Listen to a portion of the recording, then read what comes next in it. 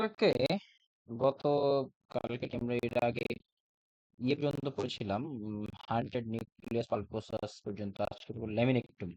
Already আমরা একটু হালকা একটু দেখাইছিলাম যে ল্যামিনেক্টমি বিষয়টা কি। জাস্ট ওই যে ভার্টেব্রার যে ল্যামিনা এটাকে রিমুভটাই করাটাই হলো ল্যামিনেক্টমি। এই যে এই অংশটাকে কেটে ফেলা হয়, এই অংশটাকে কেটে ফেললেই বলা হয় ল্যামিনেক্টমি। হ্যাঁ, চলো ল্যামিনেক্টমি সম্পর্কে আমরা একটু জানার চেষ্টা করি কিভাবে কি হয়েছে।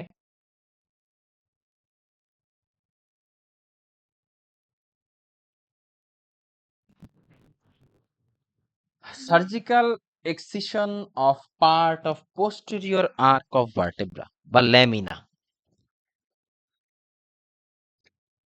এই অংশটা হলো ল্যামিনা, এটাকে কেটে ফেলা মানে হলো ল্যামিনেক্টমি। এখন কি করা হয়? And removal of the protruding disc. Preoperative nursing care কি? প্রিঅপারেটিভ নার্সিং কেয়ার হলো teach log rolling movement and use of bed pan. আচ্ছা, এটা একটু বলতেছি, একটু এটা বের করে নেই।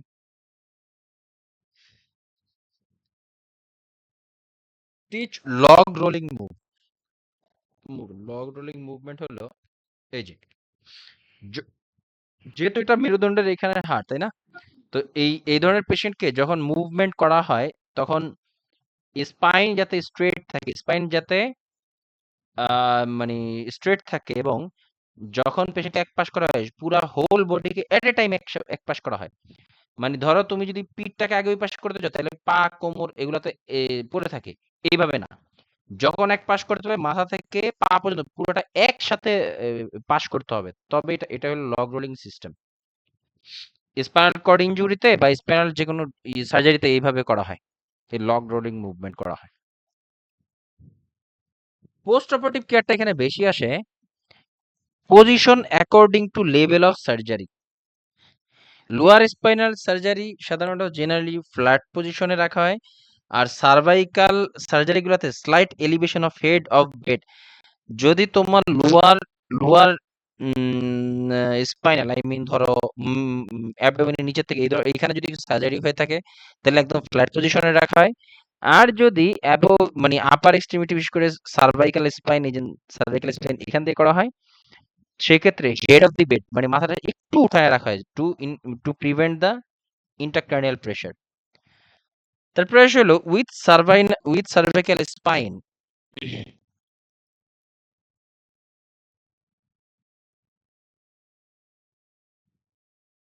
With cervical spine.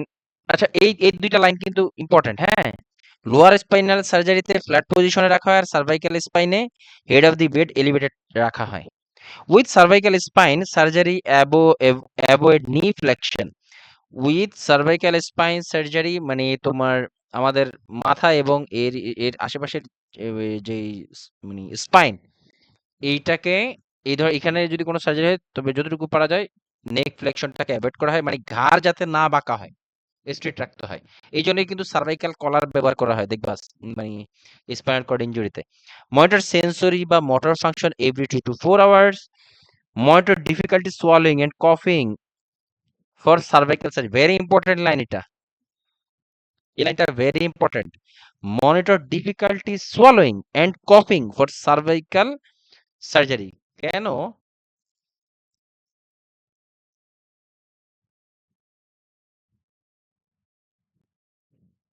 এই যে monitor for respiratory distress with cervical laminectomy, thyroidectomy এবং ক্যারোটিড এনজিওগ্রাফি। কারণ আমাদের এই বিশেষ করে তোমার এই মানে স্পাইনাল কর্ড সার্জারি গুলাতে আমাদের above I mean C three থেকে C6, মানে সার্ভাইকাল C3 থেকে C6, যদিও বইতে পাবা C4 to C6। কি উল্টা বলতেছি নাকি? হ্যাঁ, ঠিক বলতেছি না ফারনা? হ্যাঁ, হ্যাঁ। C3 সি থেকে C5 পর্যন্তই বেশিরভাগ কোয়েশ্চেনে দেখা যায়। হ্যাঁ 6 ধরা হয়। আম, হ্যাঁ, এটাও বলতে পারি, যদিও বইতে লেখা আছে C4 to C6, বাট আমরা C3 to C6 পর্যন্ত ধরলে বেটার। এইখানের কোনো সার্জারিতে অবশ্যই আমাদের রেসপিরেটরি অ্যাসেসমেন্ট জরুরি। ঠিক আছে? তো আমরা রেসপিরেটরি ডিস্ট্রেস চেক করি এই ৩ টা সার্জারি ভেরি ইম্পোর্টেন্টলি। একটা হলো সার্ভাইকাল ল্যামিনেক্টমি যেটা আমি পড়তেছি। তারপরে থাইরয়েডেক্টমি তো পড়ছি আমরা এন্ডোক্রাইনোলজিতে। থাইরয়েডেক্টমি হইছে পেশেন্টের কি এই যে হোর্সনেস সাউন্ড এরকম যদি হয়, মনে আছে রায়হান? বলতে পারবা? কি ইন্ডিকেট করে? থাইরয়েডেক্টমির পরে পেশেন্টের হোর্সনেস ঘড় শব্দ হচ্ছে গলায়। কি ইন্ডিকেট করে? ইয়ে লাবণী কি ছিলা? আল্লাহই জানে ছিল কিনা আমার মনে আসতেছে না। রায়হানও মনে হয় ডিউটিতে। বলো তো পাইসানু। থাইরয়েডেক্টমি পেশেন্ট, থাইরয়েডেক্টমির পরে পেশেন্টের গড় সাউন্ড হচ্ছে গলায়। কি ইন্ডিকেট করে?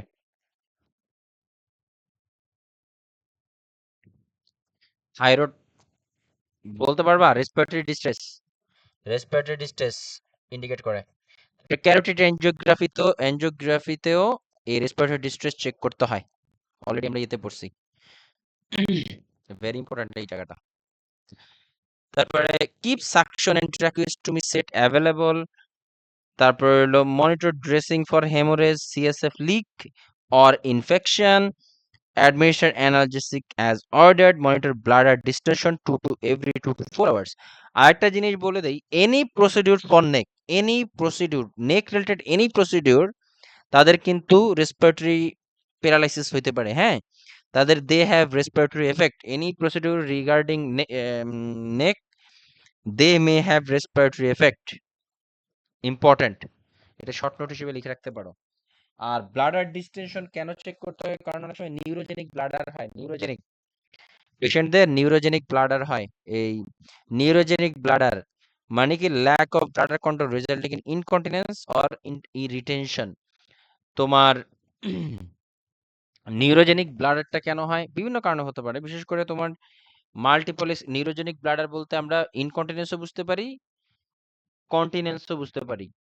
মানে প্রস্রাব হয় ধরে রাখবে অথবা রাখবে না, অথবা মানে স্টুল ধরে রাখবে অথবা রাখবে না, এরকম হয়ে যেতে পারে। এটা কি কারণে হয়? একটা হলো মাল্টিপল স্ক্লেরোসিস, এটা একটা neurogenic disorder. Autoimmune problem, spinal cord injury, তারপর স্পাইনা বিফিডা, এটা হলো কনজেনিটাল প্রবলেম, আর একটা হলো ডায়াবেটিস মেলাইটাস। এইসব কন্ডিশন গুলাতে নিউরোজেনিক ব্লাডার হয়ে থাকে। তারপর আসি হলো ইউজুয়ালি এই ওটির পরে usually out of bed day after surgery, একদিন পরেই পেশেন্ট আউট বেডের থেকে নেমে যেতে পারে। Apply brace or corset if ordered, অনেক সময় পেশেন্টদের ওই যে জায়গায় ইয়ে হয়েছে ওই জায়গাটায় তোমার আলাদা ওই বেল্টের মতো দেওয়া হয়, এটাকে কর্সেট বলা হয়। এটা কিন্তু অনেক মেয়েরা পরে তোমার কোমর সরি কি বলে, হ্যাঁ কোমর চিকন হওয়ার জন্য এরকম পড়ে বাইরের রাষ্ট্রগুলোতে।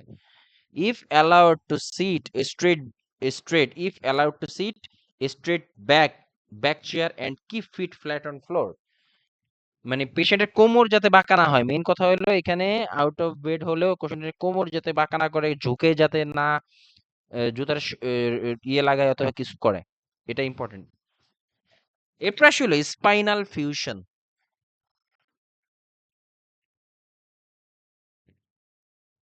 এই যে স্পাইনাল ফিউশন,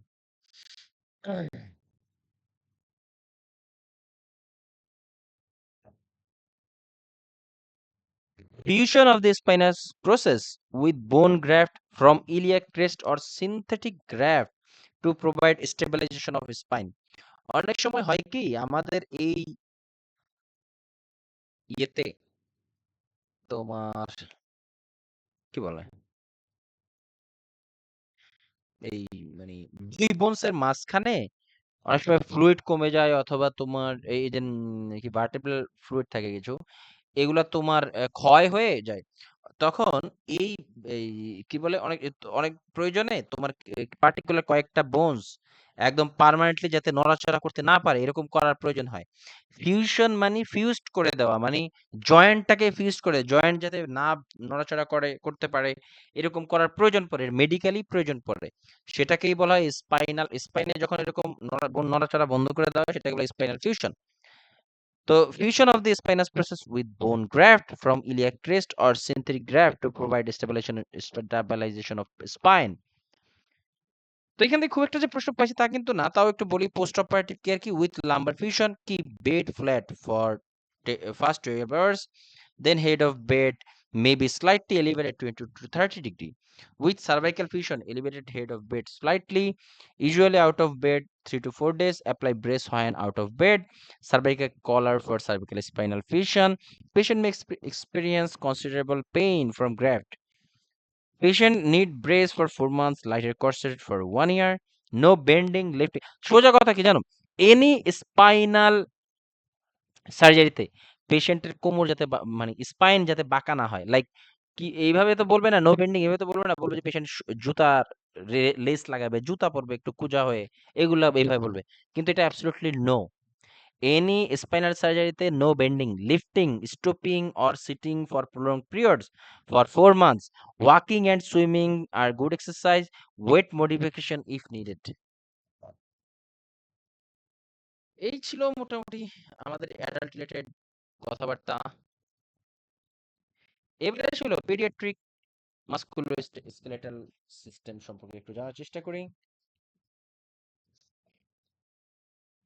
বা আমাদের মানে বেবিদের যে ইয়ে সিস্টেম মানে মাস্কুলোস্কেলেটাল অবশ্যই ডিফারেন্ট ফ্রম অ্যাডাল্ট, হ্যাঁ। তো variations from adults, period of active bone growth in linear direction. The bone growth takes place in epiphyseal plate. আমরা এর আগেও বলেছি বোন কোথা থেকে লম্বা হয়? বোন লম্বা হয় হলো এপিফাইজিয়াল প্লেট। এই যে এপিফাইজিয়াল প্লেট, এই যে এপিফাইজিয়াল লাইন থেকে আর কি বোনটা এখান থেকে গ্রো করে, হ্যাঁ। তো এখানে কোনো ভেঙে গেলে রেডিয়েশন, কোনো কেমোটেমো দিলেও এটার গ্রোথ ইয়ে হয়। আর এই এপিফাইজিয়াল লাইন বা এপিফাইজিয়াল প্লেটে ইনজুরি হলে বোন গ্রোথ কিন্তু কমে যায়। Remember, skeletal maturity is reached by age 17 in boys and 12 years and 2 years after menarche in girls. The bones are more prone in children, which makes the bone more flexible and cause it bend and break in one side. যেহেতু বাচ্চাদের বোন অনেক বেশি মানে flexible থাকে, I mean অনেক বেশি আহ কি বলে বেন্ড করা যায়, আই মিন একটু ফ্লেক্সিবল থাকার কারণে সহজেই ভেঙে যেতে পারে, মুচকা যেতে পারে। কমন পেরিয়ড, হ্যাঁ, common pediatric interventions, hip spica cast. এটা একটু দেখাই দিই আগে। এই যে দেখো, বাচ্চাদের বোনস যেহেতু অনেক বেশি ফ্রাজাইল, আই মিন অনেক বেশি নরম থাকে, এই কারণে সহজেই একটু বাঁকায় যেতে পারে। এই জন্য বাচ্চাদের গ্রিন স্টিক ইনজুরি বেশি হয়, বাঁকায় যায়। এই এটা কমন পিডিয়াট্রিক ইন্টারভেনশন, বিশেষ করে যাদের তোমার কনজেনিটাল হিপ ডিসলোকেশন হয় না, একটু পরেই পড়বো আমরা, মানে হিপ ডিসলোকেটেড থাকে, তাদের ক্ষেত্রে এই হিপ স্পাইকা খুবই কমনলি ব্যবহার করা হয়। হিপ স্পাইকা পড়বো আমরা। Indicated to promote healing of fractured femur or congenital hip dislocation. জন্মগত কারণে যাদের, যেসব বাচ্চাদের হিপটা ডিসলোকেটেড থাকে অথবা যদি কোনো এই ফিমার ভেঙে যায়, তাদের ক্ষেত্রে হিপ কি বলে হিপ স্পাইকা খুবই ভালো কাজ করে। এইটা দিয়ে দিলে বাচ্চারা চাইলেও তার পা গুলা নাড়াতে পারে না, এই জন্য একদম স্ট্যান্ড স্টিল থাকে। তো indicated to promote healing of fractured femur or congenital hip dislocation, may be unilateral or bilateral. It encases from nipple line to knee with an opening near the genitalia, which is protected by a canvas board, and legs are kept in abduction by a crossbar between the thighs. মানে বলতে চাচ্ছে যে দুই পায়ের মাঝখানে এই যে এটাকে বলা হয় ক্রসবার, এই দুই পায়ের মাঝখানে একটা ক্রসবার দুইটা পাকে সেপারেট করে রাখে, যাতে করে পেশেন্ট অ্যাডাকশন না হয়, পা দুইটা অ্যাডাকশন মানে কাছাকাছি না আসে, দূরে থাকে, অ্যাবডাকশন। এবার আসি এটাতে বেশি গুরুত্বপূর্ণ নার্সিং কেয়ারটা বেশি ইম্পর্টেন্ট এবং এটাই বেশি আসে। এবং এটার একটা ইম্পর্টেন্ট একটা হলো, বেশি ইম্পর্টেন্ট এখানে একটা বেশি ইম্পর্টেন্ট একটা হলো সুপেরিয়র মেজেন্টেরিক আর্টারি সিনড্রোম আসে এখান থেকে, যা একটু পরে বলতেছি। Nursing care use firm mattress to support the weight of the cast. All time বলছে যে এনক্লেক্সে তোমার কি বলে firm mattress, do not leave the cast by the crossbar, কখনোই এই ক্রসবার ধরে পেশেন্টকে উঠানো যাবে না। Protect cast from water and urine. Elevate the head of bed slightly to prevent urine and stool from seeping under cast. Neurovascular checks on the affected extremity মানে 7P.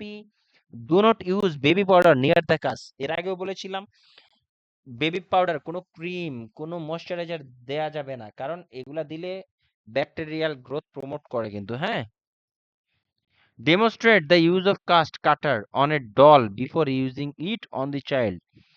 এটা যখন কাস্ট কাটার প্রয়োজন পড়ে তখন কিন্তু অবশ্যই এটা আগে একটা ডেমো হিসেবে ইয়েতে দেখা, বাচ্চা একটা বেবি ডলের উপরে দেখাইতে হবে, হ্যাঁ, যাতে করে বাচ্চা ভয় না পায়। আরেকটা এখানে ইম্পর্টেন্ট একটা বিষয় হলো superior mesenteric artery syndrome, very important, হ্যাঁ, দেখাইতেছি। বিষয়টা হলো কি, যখন তোমার এই যে দেখো এই কাস্ট যখন দেয়, হ্যাঁ, এই কাস্টটা যখন বিশেষ করে তোমার মানে অ্যাবডোমেনের হাফ পর্যন্ত কাস্ট করা হয়, টু দি মানে অ্যাবভ দি নি অথবা বিলো দি নি বরাবর এই কাজটা দেওয়ার প্রয়োজন পড়ে।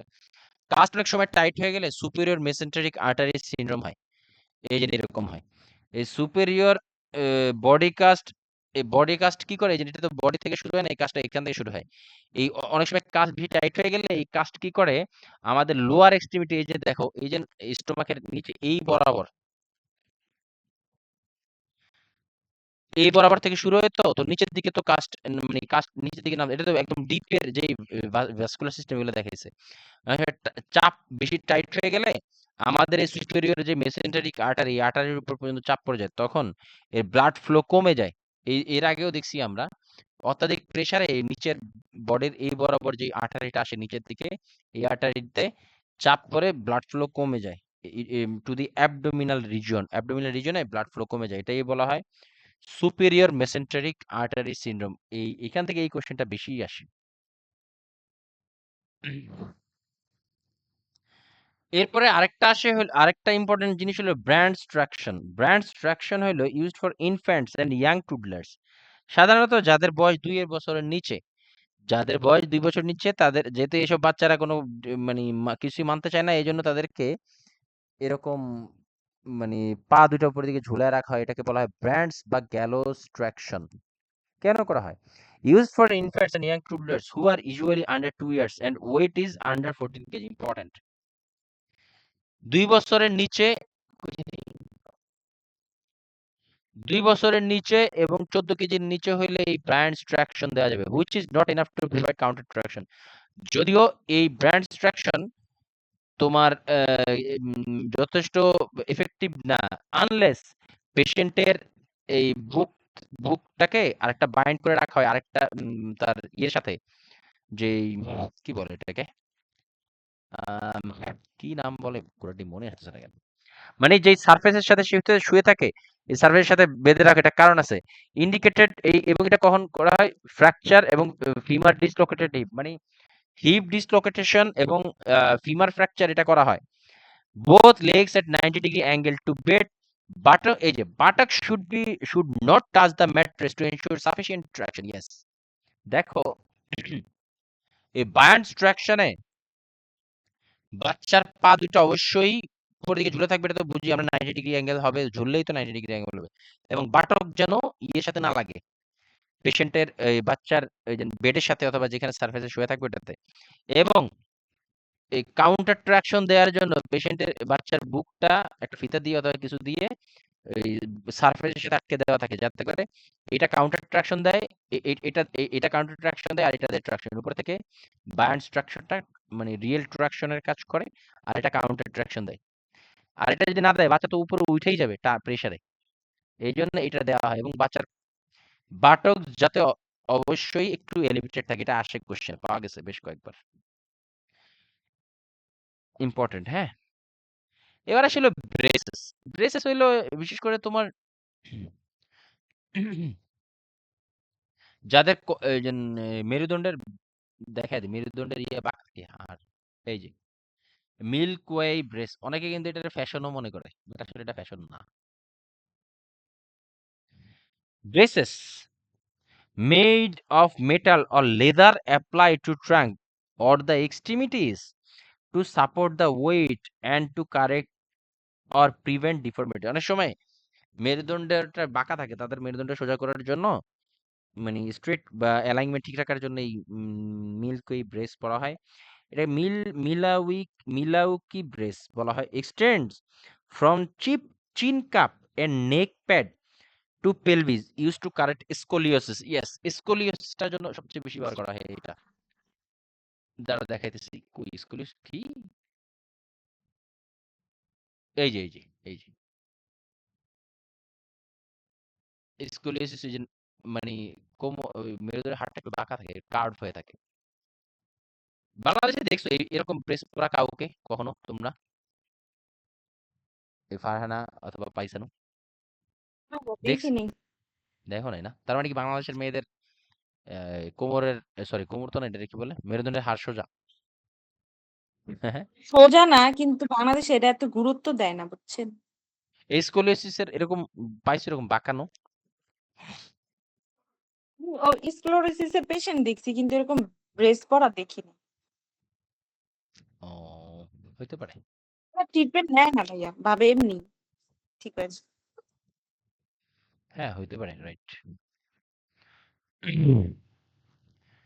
তো এবার আসি হলো এই যে এক্সটেন্ড, এই মুভিটা চীন থেকে শুরু হয়ে যায় এখান থেকে।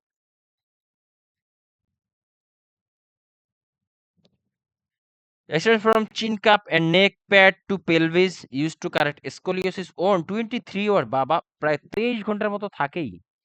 শুধুমাত্র গোসলের সময় এটা খুলে ফেলা হয়। নিট মেটিকুলাস স্কিন কেয়ার, এবং এটা যেহেতু অনেক লং টাইম ধরে থাকে, যেন খুবই স্কিন কেয়ারটা খুবই গুরুত্বপূর্ণ। Wear protective clothing under brace, need frequent checking and adjustment with growth, may affect the sense of identity particularly when used by adolescents. যেহেতু অ্যাডোলেসেন্টের ইয়ে থাকে, ওটাকে কি বলে তোমার, মানে মানে আরে অ্যাডোলেসেন্টদের যে মানে গ্রোথ এন্ড ডেভেলপমেন্টে পড়ছিলাম, এটা কি বলে, মানে তাদের যেহেতু, দাঁড়াও, আইডেন্টিটি এন্ড রোল, দাঁড়াও দাঁড়াও, এটা না, আইডেন্টিটি আইডেন্টিটি এন্ড আইডেন্টিটি, মানে এরা খুবই নিজেকে নিয়ে অবসেসড থাকে। আই মিন চেহারা, মানে পিম্পলস, এগুলো দিলে সোশ্যাল একটা চাপের ভিতরে থাকে না, এটাকে জানি কি সুন্দর একটা টার্ম আছে, আমার মনে আসতেছে না, মানে আরে যাতে নিজের ইমেজ ঠিক থাকে, টিনেজদের আর কি, হ্যাঁ, যেভাবে হোক অন্যের সামনে ছোট হওয়া যাবে না, এরকম একটা বিষয় থাকে। তো এইটা অনেক সময় এফেক্ট পড়ে, এই ধরনের ড্রেস অল টাইম পরে থাকলে এই বিষয়টাতে খুবই একটা প্রভাব পড়ে, মানে চুল একদম পরিপাটি থাকতে চায় অল টাইম, যাই হোক এরকম আর কি। কেন এই এদের অ্যাডোলেসেন্ট এটা পড়লে, এটা মেইন কারণ হলো identity versus role of diffusion. এরপরে আসলে এটা কনজে, ইম্পর্টেন্ট। হ্যাঁ, থেকে কোশ্চেন আসে, অনেক বললাম অনেক, ব্রেসটা ইম্পর্টেন্ট। হ্যাঁ। এবার এই আসলে যে ক্লোথ পরতে হয় যে ড্রেসের নিচে, এটা হ্যাঁ, এটা বারবার কনজেনিটাল হিপ ডিসলোকেশন,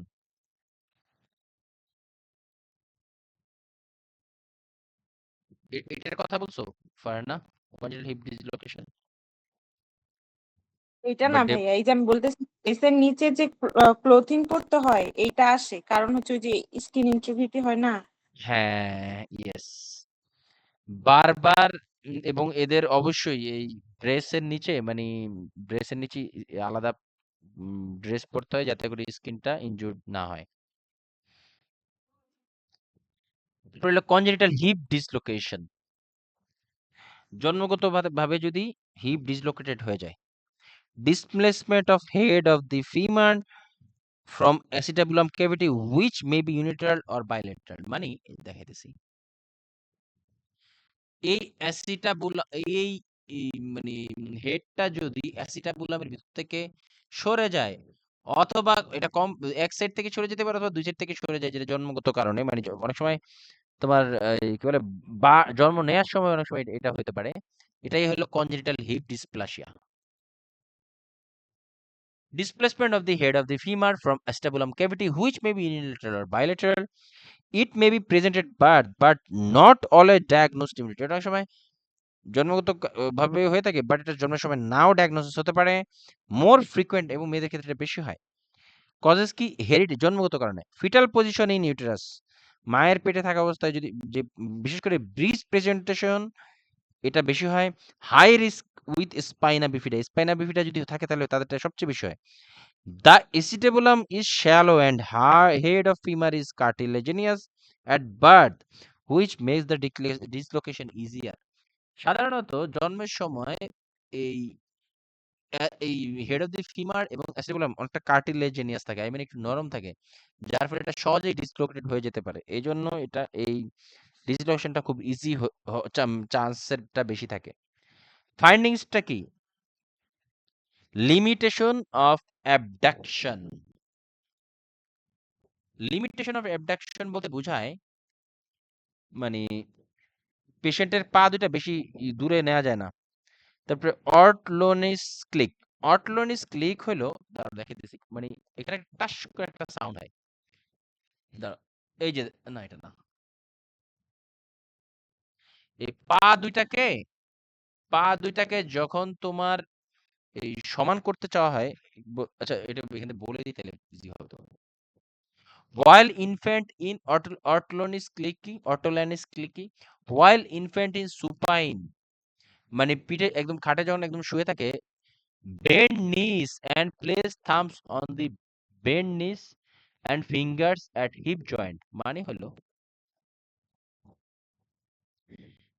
তোমার মানে পা দুইটাকে মানে দুই হাত দিয়ে ধরে, সরি, হাঁটু দুইটাকে দুই হাত ধরে আরেক আঙুল দিয়ে পেশেন্টের হিপ জয়েন্টের এখানে ধরে রাখতে হয়। মানে একটা সাইড থেকে হইলো এক হাতের একটা পাশ থাকে হইলো নি জয়েন্টের এখানে, আরেক আঙুল দিয়ে পেশেন্টের হিপ জয়েন্ট ধরলে যখন তোমার এটাকে কি বলে তোমার ওই মানে বাঁকা করা হয়, মানে নিটা যখন বাঁকা করা হয়, নি যখন বাঁকা করা হয় তখন এই হিপ জয়েন্টের এখানে টাস করে একটা ক্লিক হয়, এটাই হলো অর্টোলানিস ক্লিক। আমার কঠিন কিছু না। While infant in supine, bend knees and place thumbs on bend knees and fingers at hip joint. Bring femurs 90 degree to hip, then abduct. If dislocation occurs, a palpable click may be felt. Yes. এটাকে বলা হয় হলো অর্টোল্যানিস click. Just এথ্রু জেনে রাখো, বেশি জানলে ভালো, না জানলে সমস্যা হবে না। তাহলে Barlow's sign of telescoping of lip with infant on back, bend knees. If dislocation occurs, the affected knee appears lower than the other knee. Yes. ওই যে আমরা কি বলে ইয়ে পড়ছিলাম না এর আগে, ফিমার কি বলে, আরে তার নাম জানি কি, হিপ ফ্র্যাকচার, হিপ ফ্র্যাকচারে পড়ছিলাম না, হিপ ফ্র্যাকচার হলে যে কোনো যেই সাইডে হিপ ফ্র্যাকচার হয়েছে ওই সাইড অপোজিট পাশ থেকে একটু শর্ট হয়ে যায়। ঠিক একই রকম ভাবে এইখানেও সেম, যেটা তোমার যদি ডিসলোকেটেড হয়ে থাকে, occurs the affected knee appears lower than the other knee, same.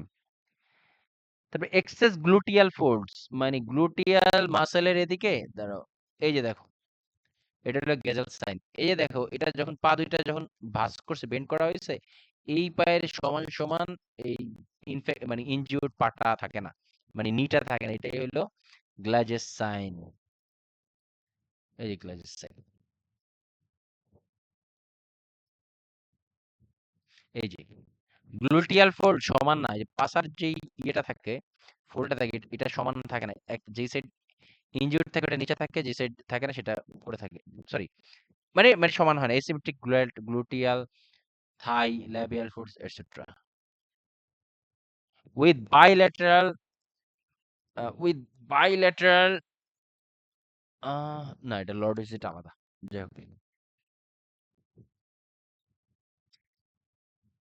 Excess gluteal folds when lying on abdomen, buttocks of affected side appears flutter. Dark waddling occurs if the condition is not identified or corrected in early childhood. Trendelenburg test for child who is old enough to walk. Yes, এই ট্রেন্ডেল দাঁড়ায়া পা উপরে উঠায় রাখ, দাঁড়াও, এই যে দাঁড়ায়া আরেক পা উপরে উঠায় রাখলে তোমার এই কি বলে থাই, এই যে এটাকে বলা হলো ইলিয়াক ক্রেস্ট। ইলিয়াক ক্রেস্টের লাইন মানে মানে আরেক ইলিয়াক ক্রেস্টের সাথে থাকবে না, নিচে নেমে যাবে। এটাকে বলা হয় ট্রেন্ডেলেনবার্গ সাইন। সিমেট্রিক থাকে, হ্যাঁ।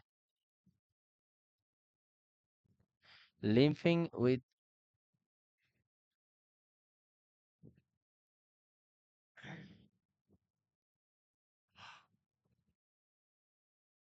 ট্রেন্ডেলেনবার্গ সাইনটা দুইটা জায়গায় টেস্ট করা হয়। একটা হলো এই যে হিপ ডিসলোকেশন, আরেকটা হলো ভেরিকোজ ভেইন।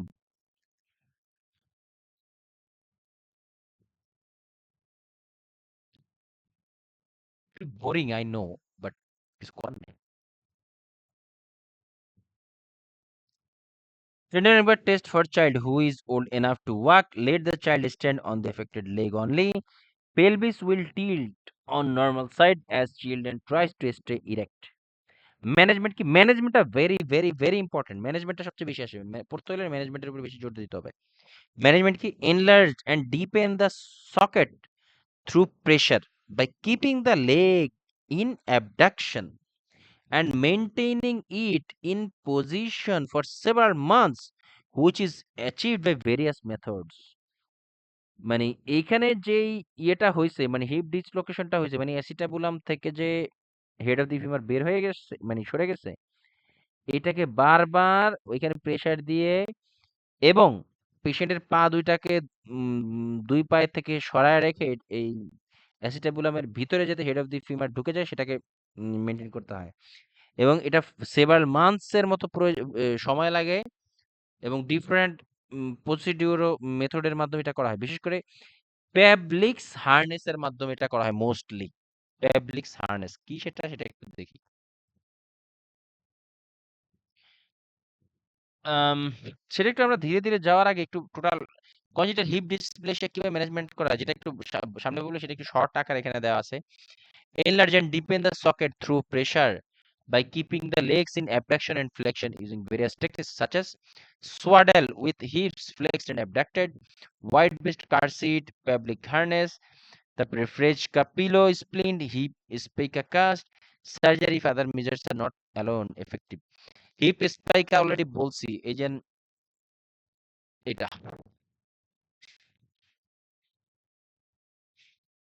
এই যে এটা দিয়ে অনেক সময় তোমার এই কনজেনিটাল হিপ ডিসপ্লেসিয়াটাকে কারেক্ট করা যায়। এরপর আসে হলো প্যাবলিক হার্নেস। প্যাবলিক হার্নেস এই যেটা দেখো, এটা দিলে এই হেড অফ দি ফিমার একদম সরাসরি অ্যাসিটাবুলামের ভিতরে ঢুকে থাকে, এটাকে বলা প্যাবলিক হার্নেস। এটাও ভালো কাজে দেয়। তবে এটা বাচ্চাদের জন্য ইজি ব্যবহার করা হয় হিপ স্পাইকা থেকেও।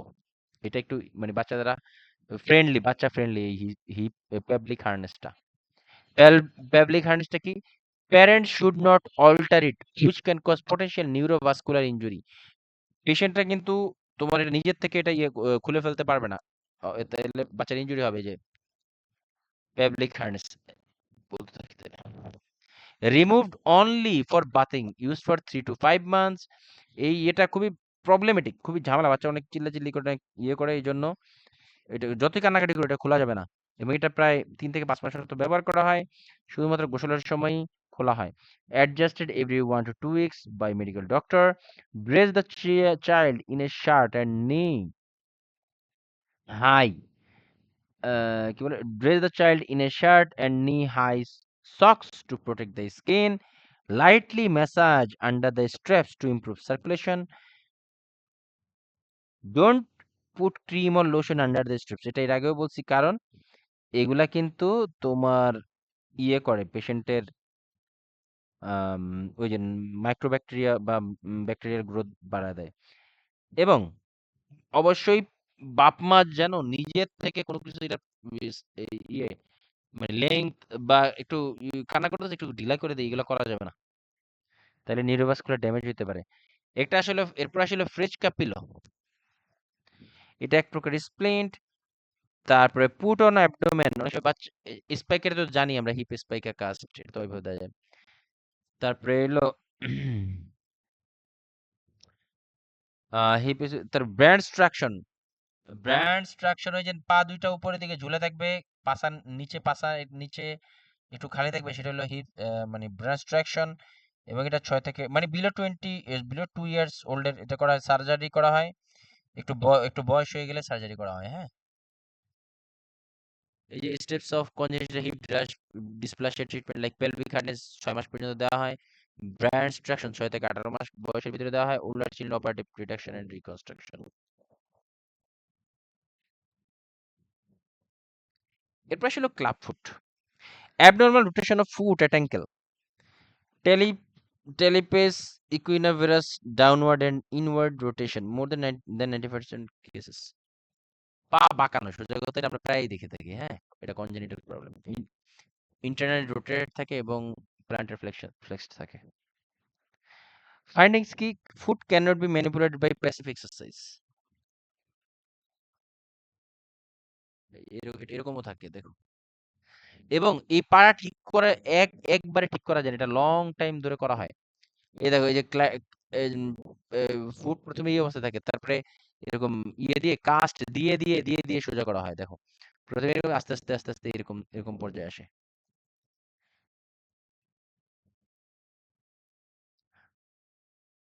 ক্লাব ফুট,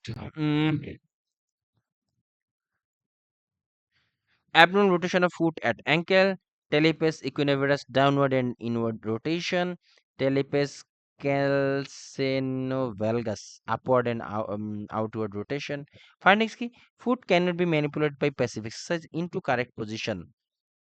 ম্যানেজমেন্টটা দুই একটা জায়গায় আসে, এক্সারসাইজ করা হয়, সিরিয়াল কাস্টিং, এখানে মেইন বিষয়টা হলো সিরিয়াল। দেখো এখানে কি পরিমাণ অনেক সময় ধরে করা হয়, এটা কিন্তু এক দুই দিনের না, অনেক লং টাইমের প্রসিডিউর। এই যে সিরিয়াল কাস্টিং করা হয়, কয়েকটা ধাপে এটাকে কাস্ট করা হয়, আস্তে আস্তে এটা পজিশন চেঞ্জ হয়। Serial casting which changed periodically, Denis Browne splint বা বার শো, এই যে এটা এই যে এইভাবে করা হয়। এইভাবে আস্তে আস্তে এরকম পেশেন্ট কি শুয়ে থাকলে এরকম পায়ে এক ধরনের এটাকে বলা হয় ডেনিস ব্রাউন স্প্লিন্ট, এভাবে দিয়ে রাখা হয় যাতে পেশেন্টের পা সোজা হয়ে যায় আস্তে আস্তে। নার্সিং কেয়ার কি? Child who is learning to walk must be prevented from trying to stand বা নিউরোভাস্কুলার। যারা হাঁটাচলা করতে পারে এই ধরনের বাচ্চাদের ক্ষেত্রে যাতে তারা হাঁটাচলা না করে, সেটা মেন করলে আস্তে আস্তে এটা টাইম লাগে, ঠিক হয়ে যায় আর কি। ডেনিস ব্রাউন স্প্লিন্ট বা বার শো কি করে? Metal bar with show shoes attached to the bar at specific angle, এই যে এটা স্পেসিফিক অ্যাঙ্গেলে করা হয়। এটা তো ভিতর দিকে বাঁকানো থাকে, এটা আস্তে আস্তে এটা সমান বাইরের দিকে বাঁকায় দিলে আস্তে আস্তে অনেক সময় লাগে, মোটামুটি 5-7 সপ্তাহ সময় লাগে পাটা ঠিক হইতে।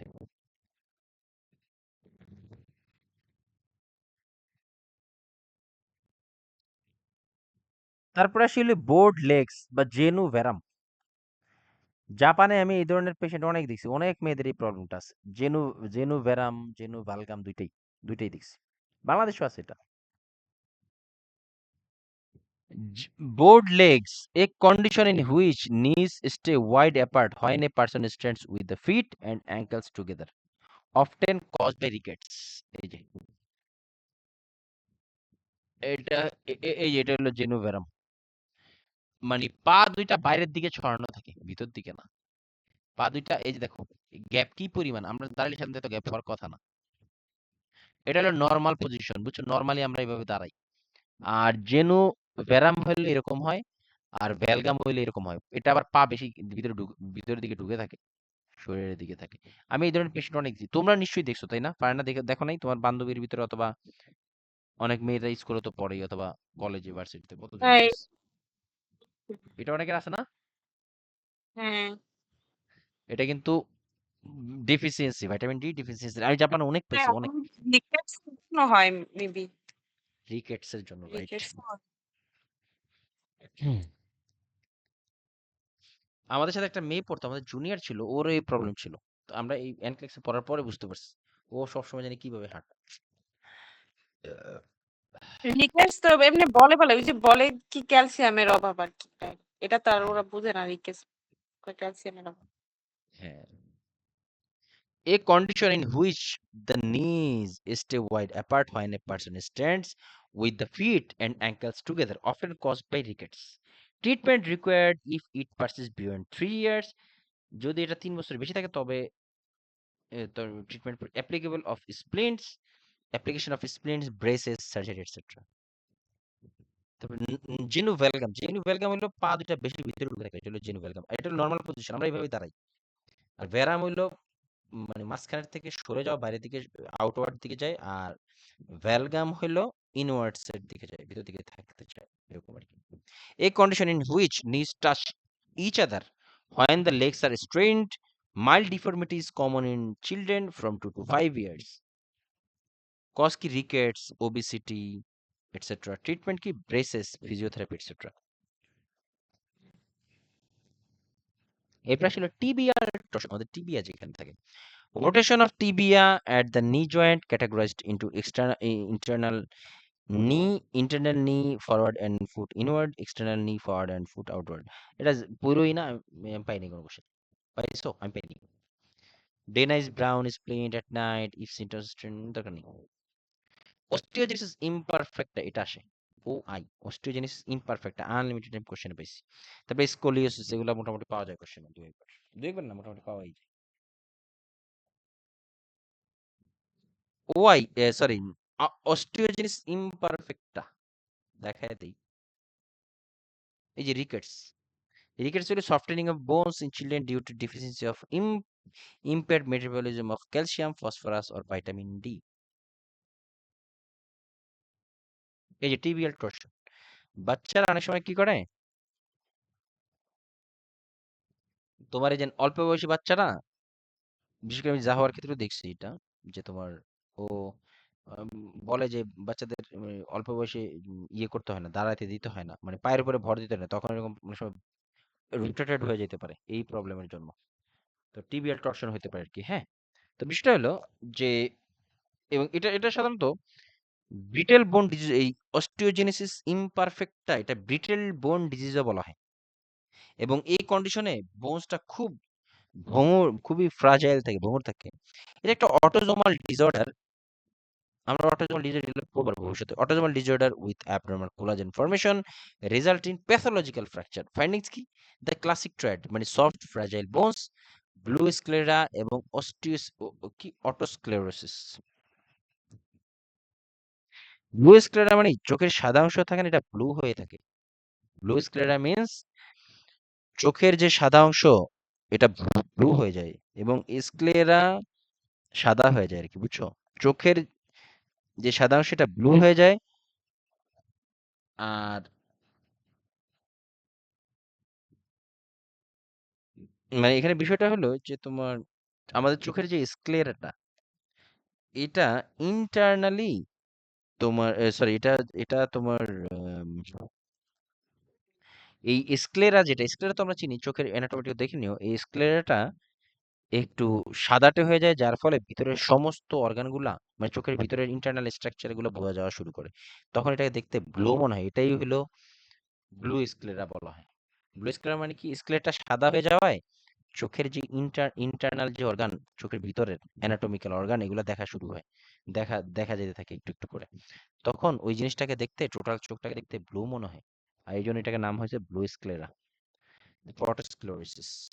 ম্যানেজমেন্ট কি? Avoid automatic blood pressure calf, yes, এক অটোমেটিক গেটে ব্লাড। যাও রে। তাহলে চলো আমরা একটু ব্রেক নিই, 10 মিনিট, 10 মিনিট ব্রেক নিয়ে আবার আসতেছি, শেষ হয়ে যাবে আজকে।